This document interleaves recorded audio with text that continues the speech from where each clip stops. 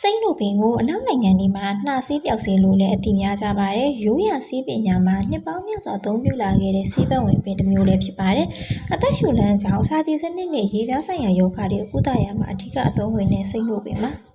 အသက်ရှူလမ်းကြောင်းဆိုင်ရာပန်းနာရင်ကျက်ချောင်းချောက်ဆိုးခြင်းနဲ့လေပြူရောင်ကြနေကိုလည်းဒီစိတ်နိုပင်ကိုတောက်သုံးမယ်ဆိုလို့ရှိရင်သက်သာစေပါတယ်။အစာကြည်စနစ်ဆိုင်ရာဝမ်းပြက်ဝမ်းလျှော့ဝမ်းကိုက်ယောဂအစာမကြေတာနဲ့ဗိုက်ပွာတာကိုသက်သာစေပြီးတော့အစာအိမ်နာခြင်းမှာလည်းကာကွယ်ပေးပါတယ်။အရေးပြားဆိုင်ရာအရေးပြားပုံဝင်တာဝက်ချံအဖုတ်အပိတ်နဲ့အသေးစားဒဏ်ရာလေးတွေကိုလည်းပျောက်ကင်းအောင်ဒီစိတ်နိုပင်လေးတွေကိုတောက်ပေးရုံနဲ့ဒီမဲ့သက်သာပျောက်ကင်းစေပါတယ်။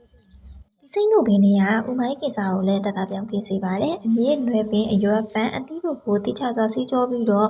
ပြုတ်ပေးပါပြီးလို့ရှိရင်တော့14ရက်ကနေပြီးတော့ရက်30အထိတောက်သုံးပြီးလို့ရပါတယ်။စီးကျင်တယ်ဆိုလို့ရှိရင်တော့ဒီစိတ်နိုပင်ကိုတောက်သုံးရုံနဲ့နေမဲ့တတပြောင်းကင်းစေပါတယ်။စိတ်နိုပင်ကိုအမြင့်ပါမကျန်လက်တဆုပ်စာလောက်နှုတ်ယူပြီးတော့ရေ1လီတာလောက်ဖိပြုတ်လိုက်ပါပြီးရင်ရေတောက်တလူမျိုးတောက်လို့ရပါပြီ။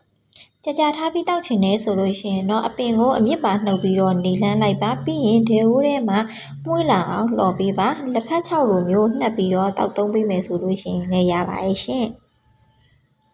ဒါကတော့အစွမ်းထက်တဲ့စိတ်နိုပင်ပဲဖြစ်ပါတယ်